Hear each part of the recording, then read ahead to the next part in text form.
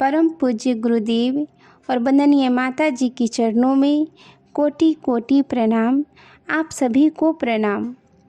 सच्ची घटना पर आधारित अद्भुत, आश्चर्यजनक किंतु सत्य की पुस्तिका से आज हम सभी सुनेंगे गुरु चिंतन से मिली कारागार से मुक्ति। यह घटना तुलसीपुर पुरानी बाजार, जिला बलरामपुर, उत्तर प्रदेश की है। श्री घनश्याम वर्मा 2 भाई थे। बड़े भाई सीताराम जी थे, जिनके बच्चे नहीं थे। घनश्याम वर्मा जी के 4 बच्चे संतोष, अशोक, रवि, टिंकू एवं 1 बच्ची थी। सीताराम जी के बच्चे न होने के कारण संपत्ति को लेकर भारी विवाद था। परिवार के अलावा अन्य लोग भी उनकी संपत्ति को हड़पना चाहते थे। दोनों परिवार में बंटवारा था, अलग बनाते खाते थे। मेरा इस परिवार से परिचय कुछ ही दिन पूर्व हुआ था। वर्मा जी के यहाँ बच्चे का जन्म दिवस संस्कार था। यज्ञ के माध्यम से संस्कार संपन्न हुआ। संस्कार के माध्यम से मैंने गुरुदेव एवं मिशन की जानकारी दी। उस समय मथुरा से एक ग्रंथ प्रकाशित हुआ था, ऋषि चिंतन के सानिध्य में। इस ग्रंथ की स्थापना घर घर में कराई जा रही थी। मैंने इस ग्रंथ का एक पृष्ठ पढ़कर सुनाया, जिससे प्रभावित होकर उन्होंने भी अपने घर में ग्रंथ को स्थापित किया। इसके बाद नियमित उपासना एवं ऋषि चिंतन के सानिध्य में ग्रंथ का नियमित स्वाध्याय का क्रम चल पड़ा। घटना 2003-04 की है। सीताराम जी किसी कार्यवश बाहर गए हुए थे। जाने का प्रयोजन किसी को मालूम नहीं था।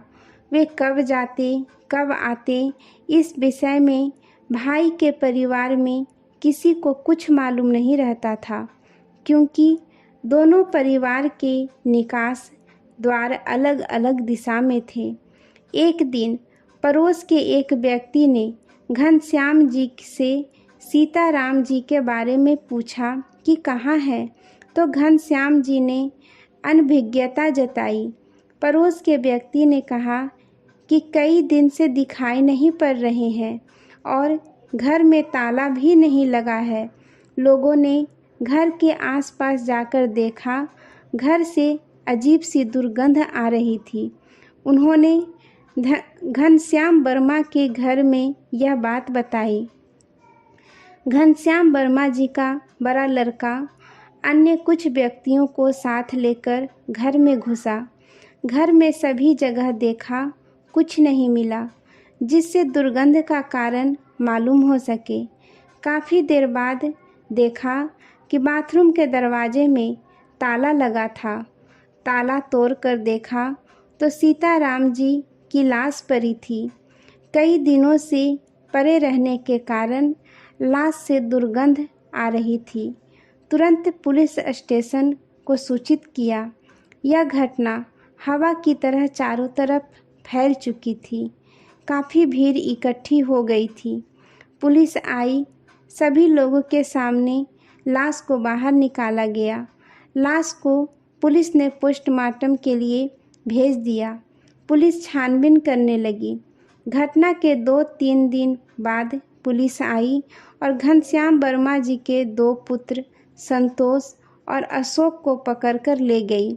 उनके दोनों बच्चे, एक MSc, दूसरा BSc कर रहे थे। साथ ही वे सिविल परीक्षा की तैयारी भी कर रहे थे। काफ़ी छानबीन हुई। जांच के परिणाम स्वरूप अदालत ने दोनों बच्चों को दोषी मानकर गोंडा भेजा। उसके पश्चात आदर्श कारागार लखनऊ भेज दिया गया।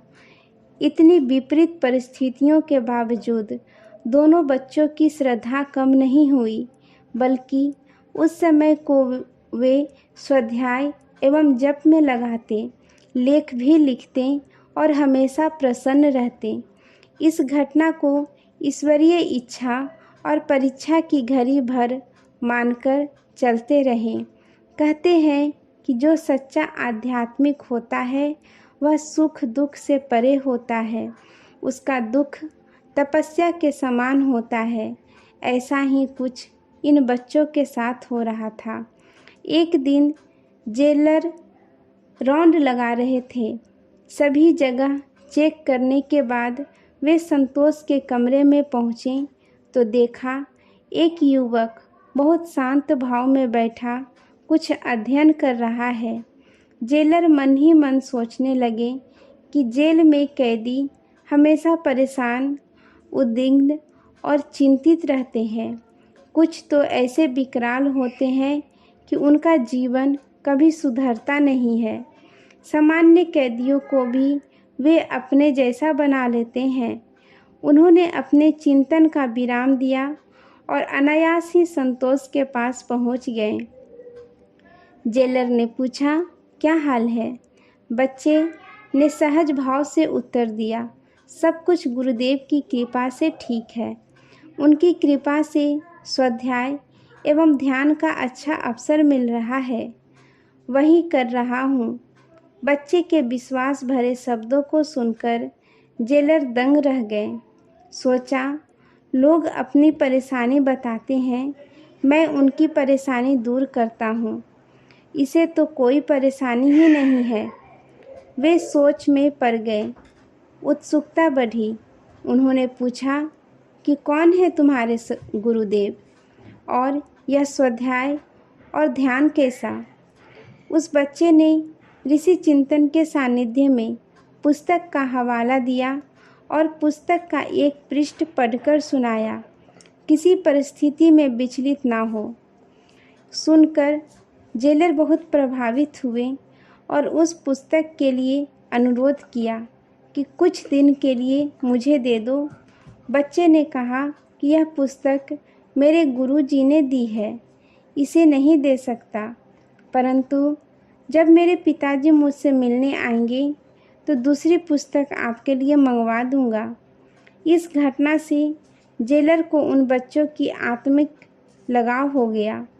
जेलर प्रतिदिन दोनों बच्चों से मिलने आते, हालचाल पूछते और गुरुदेव के चिंतन को सुनकर जाते, जो उस दिन का चिंतन होता। अंततः परिणाम यह हुआ कि जेलर ने स्वयं सिफारिश कर बच्चों को जेल से रिहा करवा दिया। जेलर बच्चों के गुणों से परिचित हो चुके थे और उन्हें विश्वास हो चुका था कि ये बच्चे निर्दोष हैं। बच्चों ने जेलर को गुरुदेव का यह अनुपम ग्रंथ भेंट किया। जेलर ने भी गुरुदेव के साहित्य से प्रभावित होकर गुरु सत्ता से जुड़ने का सुयोग प्राप्त किया। इस प्रकार घनश्याम जी के दोनों बच्चे गुरु कृपा से अपने जीवन को संस्कारित करने के साथ औरों के लिए भी प्रेरणा स्रोत बन गए। गुरु कृपा की शक्ति की पहचान बहुत ही सहज ढंग से उन्होंने कई लोगों को करा दी। प्रस्तुति चंद्रमणि शुक्ला, देव संस्कृति विश्वविद्यालय, हरिद्वार, उत्तराखंड। आज के लिए यहीं तक। आप सभी को धन्यवाद। जय गुरुदेव।